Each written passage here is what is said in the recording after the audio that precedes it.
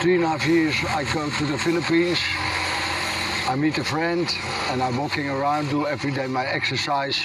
5. Isang dayuhan ang napunta rito sa Pilipinas upang makipagsapalaran sa ating bansa. Ngunit sa kasamaang palad, sabi ng dayuhan, ay nilimas daw ang kanyang pera at wallet ng isang magnanakaw dito sa Pilipinas. Sinubukan naming puntahan ang isang dayuhan upang panayamin. Mahigit 4 na oras ang aming binaybay. Dito daw namamalagi o nagtitinda ang isang dayuhan ng kanyang ice candy at iba pa. Tanong po kami dito mga kalingap. Sir, madalas po ba yung dito yung foreigner na nakikita nyo po? Basta mga 4 na beses ko lang po ito nakita na ilindigdig. 4 na beses nyo po nakita? Basta aldaw na Domingo, Sabado Domingo lang. Sabado, Domingo. Po. So maghapon siya rito, hindi naman Hindi ko po siguro kung maghapon siya dito. Ako naagi man lang dito. Nadaan ka po dito. Naagi lang ako magtinda tapos araw ng kanyang oras, diyan na ako naikot na ako pa dyan. Naikot. Tigabon ko man kaya ang oras ko dapat hanggang alas 2 pauli na. Pauli na. Paubos na. Paubos na. Magkano ka man po sa maghapon? Pag si Soroserte, man, 1,000 man. 1,000 pwede na Yun na hanap buhay ko po pa ito. Na ng 1982. Ay, tagal na. 12 anyos pa lang ako. Yun ang hanap buhay ko. Para Nag-anggap lang ko. kumbaga ito yung naging pinakamasayang trabaho. Nang-construction man ako. Manila ako, construction worker man ako. Construction worker. Pero mas maray talaga sa Saka dito wala kang amo. Wala akong amo. Pag nangangamuhan ka, iba. Nangumpanya, nagdala ng trabaho na ako sa kumpanya sa Manila sa Matsumoto Company. Sa mga mixer. Mga mixer. Pagkabuhos kami ng mga printing. Nagtay man ako dito. Di pa ako ng issue ng SSS. Kaya lang nung pag-uli ko na dito, hindi ko nasikis yung SSS ko. Hindi mo na nasikaso yung SSS mo? Sayang na.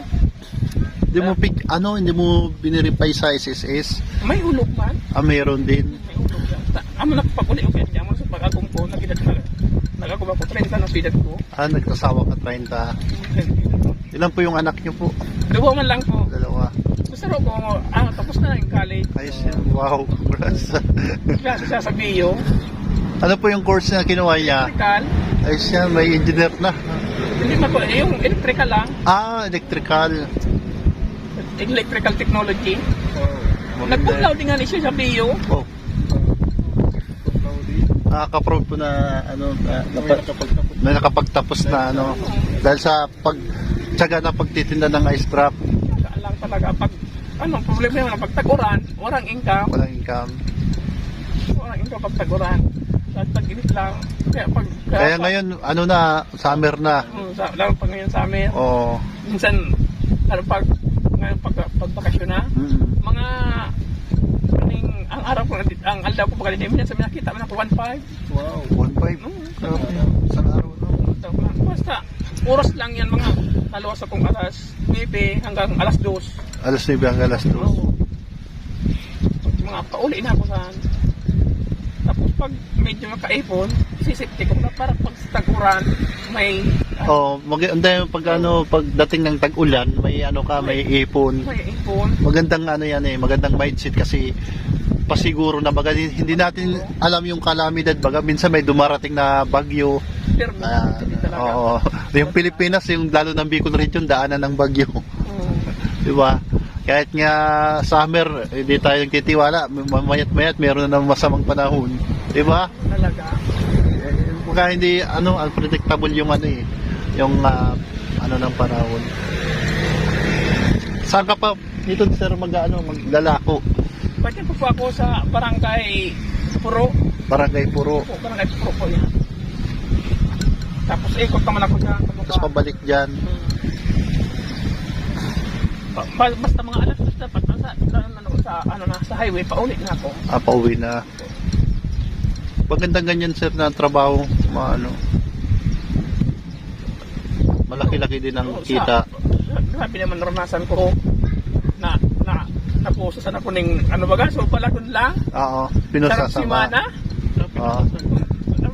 Tripan ako ng mga. Napunan nyo ang lugar kung di ako takot sa tagabungan ako sa daraga. Oo. Napunan ko lang yung. Pero kasi mga pinauli ako. Pinawi ka naman. Oo. Ng ano. Sabi na ko na, hindi ka na ngayon hindi magpralibot. Ano ko na yan, spy. Nagpapasiguro.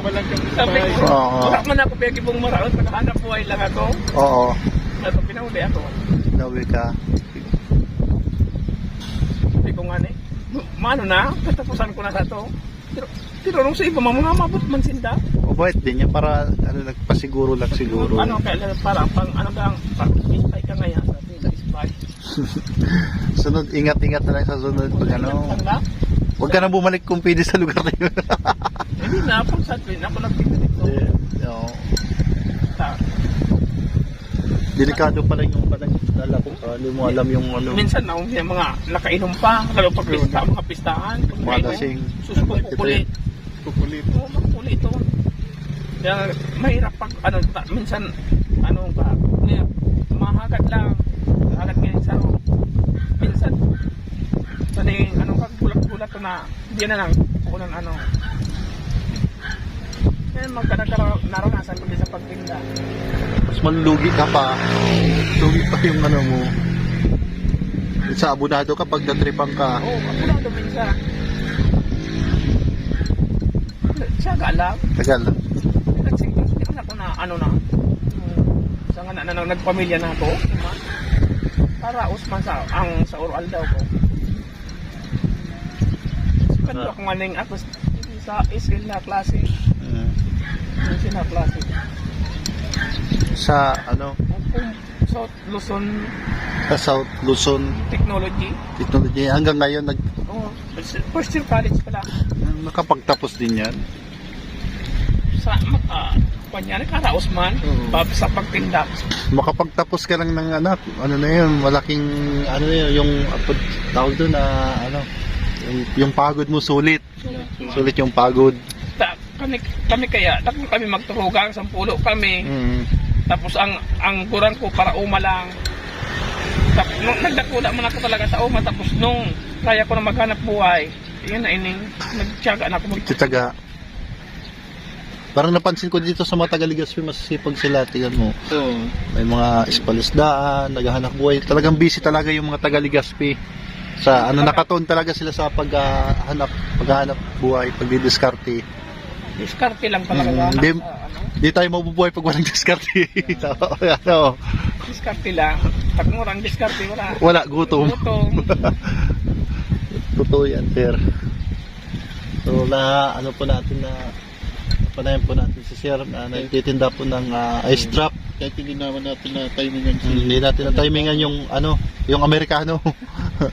Pero nakikita niya daw po madalas dito yung Amerikano Apat na basis ko tuwing- nakikita dito. tuwing Sabado at Linggo. So po yung ano, Banyaga. So babalikan na lang po natin sa mga susunod na araw. Sige. Baka po ano yung matsyamba yung pag-alas ng daw. Mga Sabado, Linggo, dapat maaga talagang alis. Mga ano. Anong pangalan mo po, sir? Alejandro po, Alejandro Marbella. Alejandro Marbella. Yan po sa mga nanonood po. Kung pupunta po kayo ng Legazpi, so bumili po kayo ng ano, masarap na ice drop. Ayan, pakita natin. May chocolate. Ito po, pinipig. Ang tawag po dyan, pinipig. Yan. Ricer. Ang pangalan po dyan, ricer. So, ayan, pag pumunta po kayo dito at pumasyal, hanapin nyo lang po siya at bili po kayo ng ano, ng pinipig na napakasarap po ng pinipig. Tamang-tama ngayong tag-init. Sir, thank you so much, sir. Maraming salamat po sa ano, nabalata ka pati. Okay lang po. Okay lang po. Kahit man na oras. Sige po, salamat po. Hindi po namin nahanap po yung foreigner kasi sabi ng nagtitinda ng ice drop. Tuwing Sabado at Linggo, dapat naging maaga daw kami. Tuwing alas 9, andito na daw siya. So, tinanghaloy po kami kasi po nagkape pa kami, nag-ikot-ikot pa kami. Tanong-tanong pa. Actually, ano, Dahil hindi naman po ako pamilyar dito sa Legazpi. Oo. Nakapasok kami sa one way. Kaya pala yung mga sasakyan nagbubusina kasi pasalubong po yung Kasi hindi naman tayo taga Legazpi, taga Naga tayo. So sobra pong layo pong binayahe po namin mula sa 4 hanggang makarating po kami ng alas 9. Yan, mali yung Google Map. Mali yung Google Map. Dapat pala alas 3 tayo umalis Oo. para Paabutan maaga at paabutan natin yung foreigner. So papanayaman natin pag sa sunod na araw. Abangan po yung part 2. At so sana makita po natin dito Sabado at Linggo na maaga. So Kasi ang dami daw dito nagja-jogging yung umaga. oo. Dapat maaga pala tayo mga madilim pa lang. Alis na tayo ba't sila tayo ng Naga? Alas 3. Oo, sama na natin sa Galampitos. So maraming salamat po sa panonood. Maraming salamat po. Thank you so much and God bless you. oo.